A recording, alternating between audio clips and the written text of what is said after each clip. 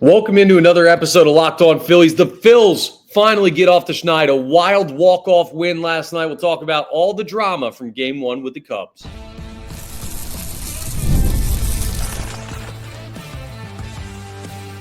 You are Locked On Phillies, your daily Philadelphia Phillies podcast. Part of the Locked On Podcast Network, your team every day. Yes, this is Locked On Phillies. I'm your host, Connor Thomas. Thank you so much for joining us today. We come to you as part of the Locked On Podcast Network, your team every day. You may know me from some of my other work in the sports talk space. I've been doing sports talk radio over on 97.5 The Fanatic here in Philadelphia for over 5 years. I've been a credentialed Philadelphia Phillies media member for 4 seasons, and this is now my 4th year as the host of Locked On Phillies. Please make sure you're rating and reviewing if you're checking us out in podcast form. We are available wherever you get your podcasts, and we're available on YouTube. If you're watching us on YouTube today, thank you. And please hit that subscribe button. It's free and easy. It'll get you notifications when new episodes are posted. Helps you, helps me, helps everybody. So appreciate everyone who's done that and everyone who's going to. Today's episode is brought to you by Monarch Money. Take control of your finances with Monarch Money. Use code LOCKEDONMLB at monarchmoney.com. You'll get 50% off your first year. That's a great deal. The Phillies, well, they found a way to win a baseball game. It didn't feel good, right? You know what it was? It was like a long, long day, right? It's just a long, tough day, and you're hungry, and you need to eat something, and you go to that greasy fast food joint. It's like, normally I try not to eat this stuff, but I'm going to go do it because I just need something to eat. Like, you'll take it. At the end of the day, it's not your world's best meal. It's not a 5-star restaurant, but my goodness, did they need it, and did they get it? Brandon Marsh, a walk-off winner in the bottom of the 11th, but everything that led up to that was wild. We're going to talk about Zack Wheeler in the second segment. So I'm not going to talk too much about his start here, even though he was outstanding. We're going to give him his flowers coming up. And we're also going to preview Game 2 to see if the Phillies can make it a 2-game winning streak. That'd be pretty nice, huh? So we'll see if there's momentum building. And it did feel like, when everything was all said and done, a momentum building type of game for the Philadelphia Phillies. The offense, I don't know, was it a good night or bad night for the Philadelphia Phillies offensively? They ended up tallying 16 hits. I know 11 innings, they had a couple extra swings in there, but 16 hits for a team that hasn't been able to score runs. You would have taken that. If I had told you yesterday, hey, I guarantee you the Phillies are getting 16 hits tonight. But it only resulted in 4 runs, and one of those 4 was the ghost runner on second in the 11th inning. The Phillies didn't score in the 10th inning. Neither did the Cubs. It was a weird game. So is it a win you could feel good about? Kind of. Yeah, I guess. I mean, any win right now for the Philadelphia Phillies, feel good about it. Celebrate it. Enjoy it. But there were some major, major mistakes by the Phillies in this game. And rolling into double plays is something this team has just done all year long, it feels like. And normally JT Realmuto is the main culprit, but he actually beat one out that could have been a double play, so credit to the hustle. But man, they just, it feels like they get in big spots and they're just hitting into double plays like crazy. Like, they had bases loaded, no outs at one point in this game. And what they did was JT Realmuto rolled over on one. He beat it out, so a run scored. And then next batter just rolls into another double play. And it's just like, oh my goodness, what are we doing here, guys? They didn't really hit the ball all that hard in this game. That may be an understatement. The hardest hit ball by the Phillies was probably Brandon Marsh's walk-off winner that went to the wall out by Monty's angle out there in left center at Citizens Bank Park. And so it's not like they were crushing the baseball. So maybe that's why you don't feel as good about the 16 hits. Maybe it's because they weren't cashing in, but it still didn't feel like a great offensive performance, even though the numbers will say something. Also, it definitely wasn't a great performance on the base paths. The Phillies trying to stretch singles into doubles is going to give me gray hairs. I'm sure it is for you too. Edmundo Sosa and Nick Castellanos both made bad base running decisions in the game. I get it. Here's what I want to say to anyone who's mad about the Phillies base running last night. I get what they're doing, because we've seen this from Bryce Harper all the time, more individually. When he's struggling or the team's struggling, he tries to turn every single into a double, because you need to feel like you need to force something to happen. That's exactly what happened with Edmundo Sosa and Nick Castellanos last night. They felt like we're in a bad stretch. We've lost 5 straight. We scored one run in each of the last 2 games in Pittsburgh. We scored 1 run in like 4 of our last 5 games. We need to make something happen.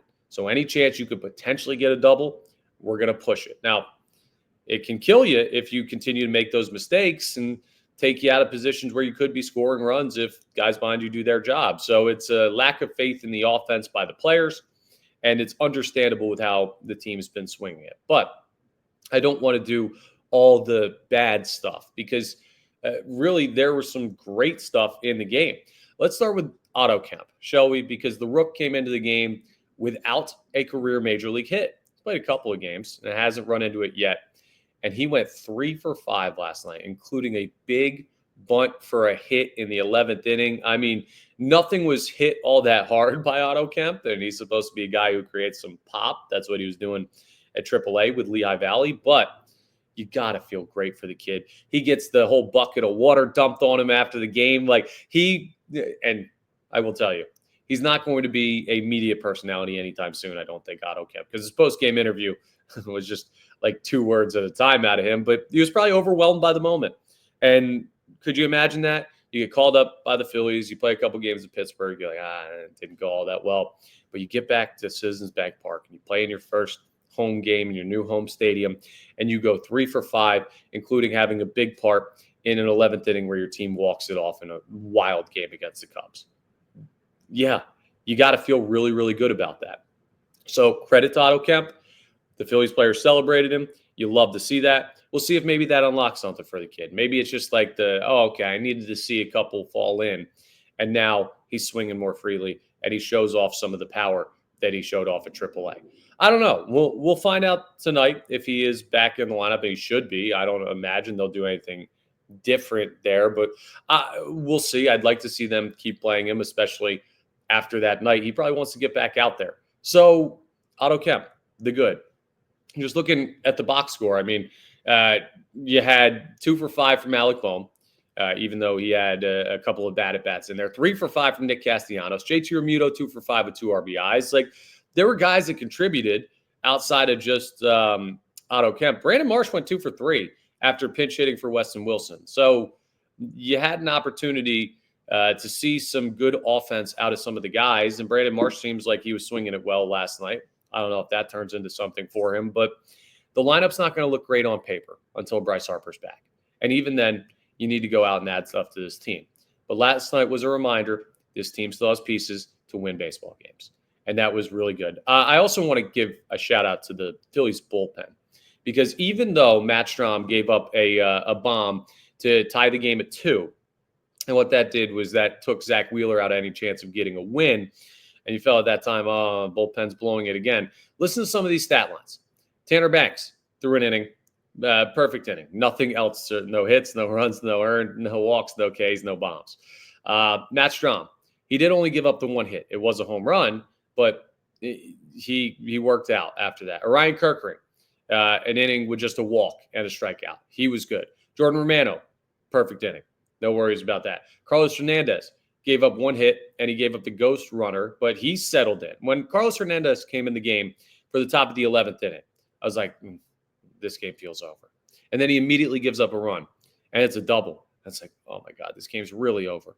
And then he just kind of settled in, and that's a big-time pitching performance from a guy that you don't expect that from in Carlos Hernandez, who's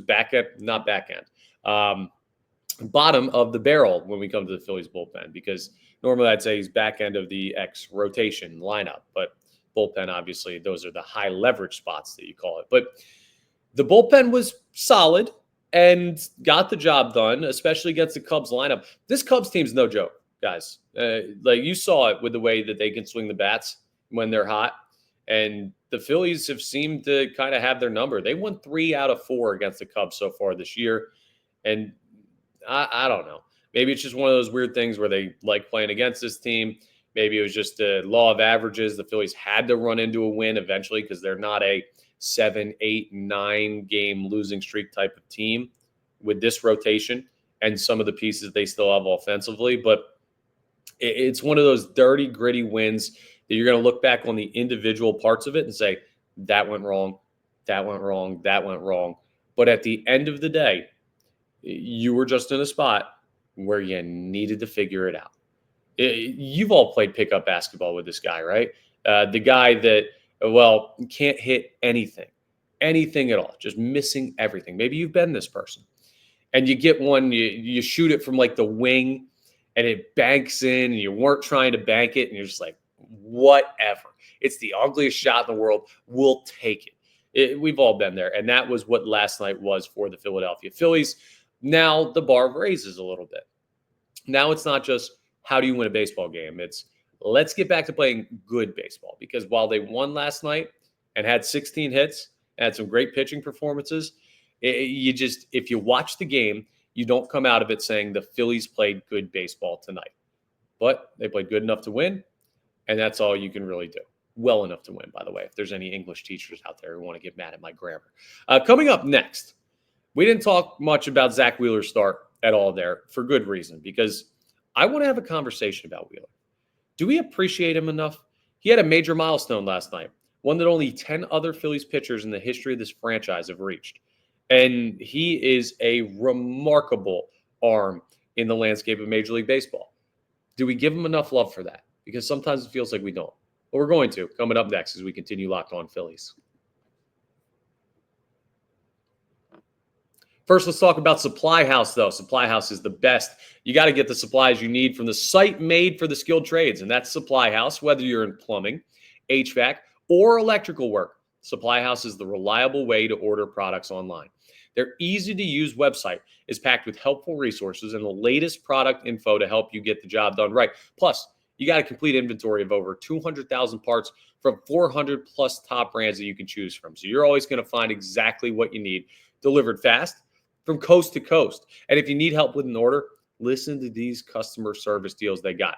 Supply House offers expert support and industry-leading service, so you're always going to talk to a real person.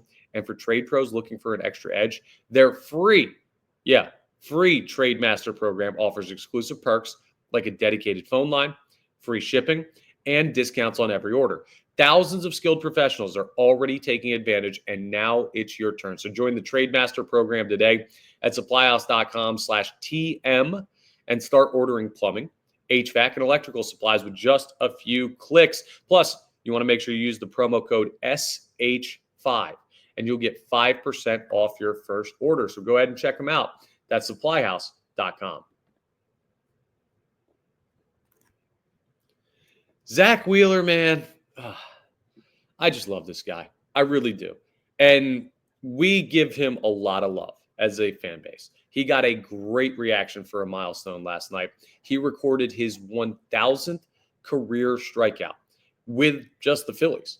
Right? It's super weird. And maybe it's because the Phillies have run it back so much that a lot of their players are long tenured, but it doesn't feel like Wheeler has been here all that long. It really doesn't. It doesn't. And maybe it's the Nola comparison, because Nola feels like he's been here for 50 years. But it surprised me when it said Zack Wheeler on the TV broadcast, 1,000th career strikeout as a Philly. And he's a great strikeout pitcher, so it shouldn't surprise me that he's there. But I don't know. I don't feel like Zack Wheeler gets the emphasis that he deserves, whether that's nationally, whether that's locally, whether that's fan base or media's fault. I don't know, and I'm not pointing the finger at anybody. My gut feeling is just when Roy Halladay was pitching for this team, he was the greatest arm that we've ever seen. When Cole Hamels was winning World Series MVP, he was the darling of this city. And Zack Wheeler has, maybe it takes the Cy Young Award. I don't know. I don't know what you got to do. Maybe you need to bring in hardware, whether that's a World Series MVP or a Cy Young Award, because that's what sets apart Cole Hamels and Roy Halladay from Zack Wheeler as the Phillies pitcher. But this dude is going to go down as one of the top 5 or 6 arms in the history of this team. And he can even go higher than that. And this is a team that's been around for a while. He is just as reliable as it gets. And he comes off of paternity leave, right? So he was out of his normal routine. He was welcoming the birth of a new child. And he just didn't miss a beat. He just stepped right on out there, and he was dominating Cubs hitters, just pumping 97, 98. Great off-speed stuff, working the corners, messing with guys' minds. Like, he did give up a home run in the game. I get it, but it's just like as soon as that was done, bang, snap, he's back. He's just always this Mr. Reliable guy. And maybe, you know what? It's funny. I'm going to use a golf analogy here. I hope this appeals to enough people because I had this argument with somebody, or this conversation, I'll say, with what's going on in professional golf right now. There's this guy, Scotty Scheffler, who is easily the best golfer in the world right now, wins everything. And I was talking about why Scotty Scheffler doesn't seem the same way as like Tiger Woods did. And now, of course, everybody knows Tiger Woods. And when Tiger was winning, he was amazing because Tiger would hit these hero shots that nobody believed he could. And Scotty Scheffler is just hit it in the fairway, put it on the green, make the birdie or two putt or whatever. Like it's boring, but it's so effective. It's just surgical, precise, but he doesn't do anything that's like, wow, I can remember that moment because that was this unforeseen, amazing outcome that nobody else could have done. But the reason Scotty's so good is he doesn't put himself into those spots. I think that's the Zack Wheeler thing. I think he's just like so good and surgical and consistent that he just doesn't get into spots. Like, when do you think about great innings by a pitcher? Now, it may be the 1, 2, 3 inning, but oftentimes the ones that we remember are the big spots in the game where it's like runners on first and second, big hitter up at the plate, and you've got one out, and you've got to like punch out this guy and the next good hitter behind him. It's just like bang, bang, two big punch outs or making them look silly, rolling it over and getting exactly the spot you needed. It's just Wheeler's not in those spots very often, so maybe that's what it is. And also, he's not a big personality. Like, ask yourself right now, what do you know about Zack Wheeler? You know that he's a pitcher for the Phillies. You know, he's tall, bald guy with a beard. Do you know anything really about his personality? You know his likes and dislikes? You know comments he's made? Besides the fact that he says, I don't really like pitching on extra days rest because I like to stay in my routine. That is like the only thing we know about Zack Wheeler. It's it. He's just this mystery man that goes out there and dominates opposing lineups. And I don't want this to come across as me like blaming anybody that, oh, you're missing this. It just doesn't feel the same to me. And you can tell me in the comments. I'd love to hear if you don't feel this or if you are feeling what I'm feeling. He just doesn't feel like he's getting treated like this all-time great Phillies pitcher and one of the best arms in baseball the way that he should be, just like day to day. Like when my mind goes to the Philadelphia Phillies, I'm thinking Harper. I'm thinking Schwarber. I'm thinking these guys, Turner, that are big-time position players, and maybe it's the play every day thing, but I don't really think about Wheeler immediately. My gut reaction is not the same way it has been for other top tier pitchers. So do you think we appreciate him enough in this city? And if your answer is even remotely a semblance of a maybe not, we need to continue to focus on doing that because we are so lucky to have him. His time with the Phillies, and it's easy to talk about this with a milestone that he hit. Again, 1,000 career strikeouts with the Phillies. Yeah, you think about everything he's done here. It's just like, what has been the bad Zack Wheeler moment? When he had to take like a month of shutdown because his shoulder was bothering him? Maybe, but he came back in the postseason and was amazing in the World Series run in 2022. When he got his fingernail caught in the like zipper of his pants, yeah, obviously that's not ideal, but I guess mistakes happen. But there have never really been stretches where you just look at Zack Wheeler and you say, oh, this guy hasn't been good. He's in a bit of a slump right now. He doesn't do that. He has like one bad start, and then he's right back at it. And what makes Zack Wheeler a superhero is his adjustments. He just figures things out so much quicker. Whereas other players, it may take them a start or two, a week's worth of starts for position players or something, for them to figure something out. Like you see it with Luzardo. Goes out and gets shelled against Milwaukee. Goes out the next time in Toronto and gets shelled again. And he's just like, I don't know what's going on. And I'm not taking a shot at Luzardo, even though he's going to need to be better much better. And we'll be watching his next start very closely. I just look at it and I say Wheeler would have had that figured out. He would have just felt it, known, seen it. Like, he makes it, and baseball's a game of adjustments. And pitching, the great thing about being able to adjust is you are the only person on the diamond that gets to make a decision without other influence, right? You can throw whatever you want, fastball, changeup, slider, curve, splitter, whatever. You can throw, you pick the pitch. The batter reacts, the fielders react, everybody else revolves around you. So having a pitcher that can adjust and is dictating the way the game goes is just great. And Zack Wheeler is a dictator of the game of baseball when he is on the mound. So I wanted to give him his flowers for his performance last night. He was really, really good. Struck out 7, felt like he struck out 17, kept contact down to a minimum. Again, you're looking like, I don't even know. You gave up 3 hits. It was just a dominant performance by Zack Wheeler in any way that I can say it. And I just want to make sure that we're taking the time to appreciate how great he is while he's here. And he will be here for a while with the long-term extension, but he deserves it every single time he steps on the mound and has a night like that.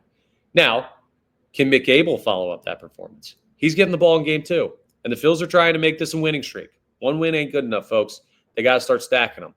We will talk about that coming up next and preview game 2, where hopefully the Phillies play a little bit less sloppily.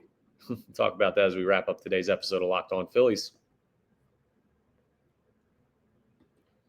Let's talk Monarch money, because it happens to all of us. You ever check your bank account and wonder, where did all your money go? Well, between dining out, online shopping, and entertainment, it's really easy to lose track. We all know that, and that's where Monarch Money comes in. They track it for you. They're your personal CFO, giving you full visibility and control over your finances. And they're not just a budgeting app. No, it's not just like a checkbook online. It's a complete financial command center. You can track all your accounts, investments, and spending in one place. So you stop just managing your money and start building wealth. You remember checkbooks? Are you old enough to remember that? I barely am, where people would balance their checkbooks. That's archaic.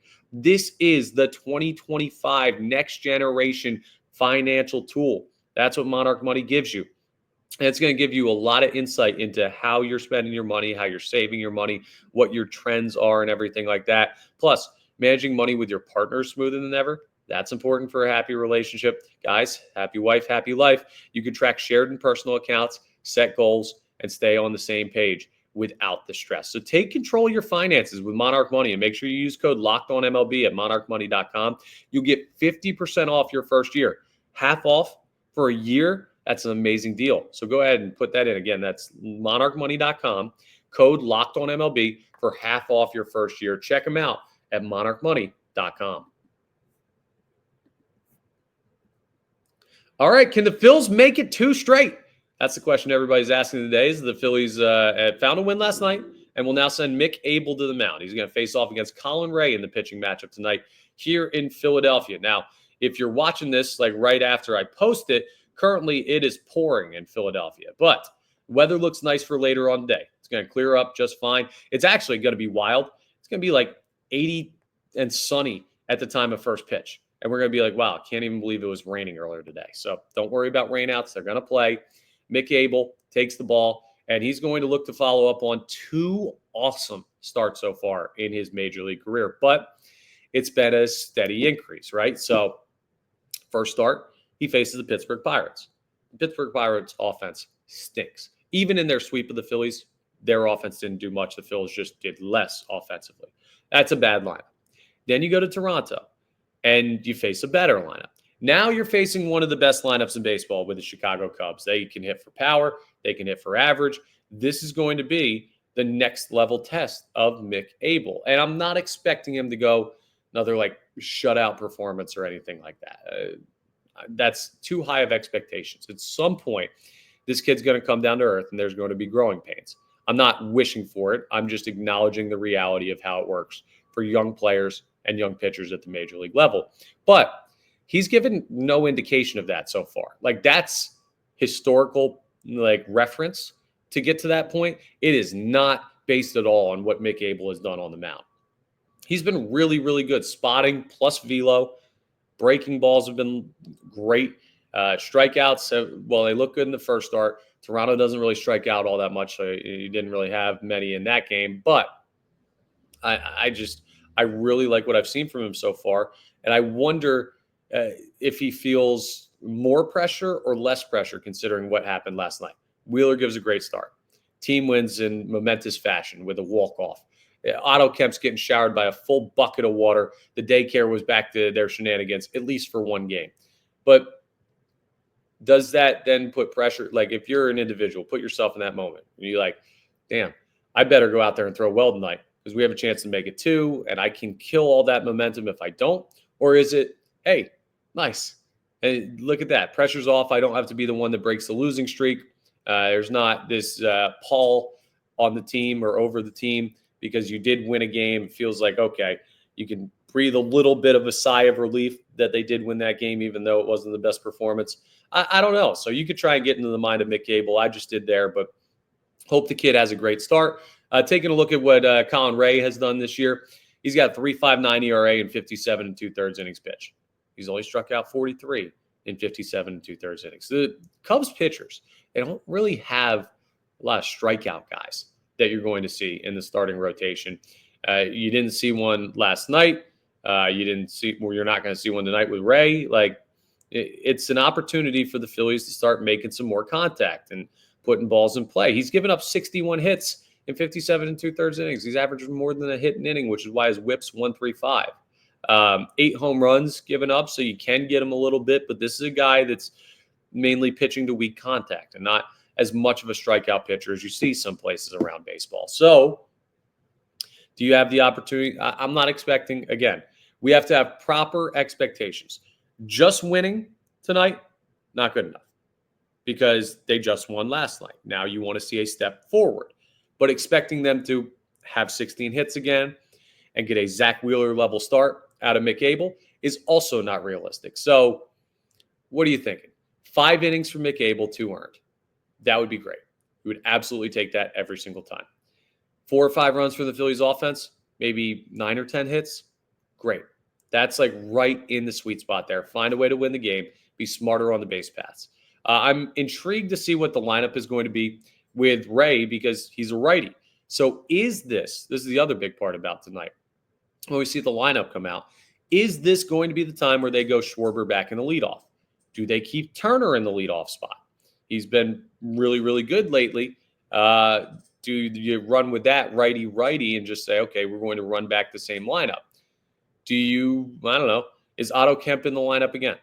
Because you can play Bryson Stott at second, which means Edmundo Sosa would have to take a day off, or does he play at third? I don't know. And is Kepler out there in left, or is it Marsh who had a really nice day, 2 for 3 pinch hitting? Like, the lineup could be really tricky in this series, and it may be a good time to experiment because you're going to face the Mets coming up in about a week, and I'd rather have stuff figured out by then.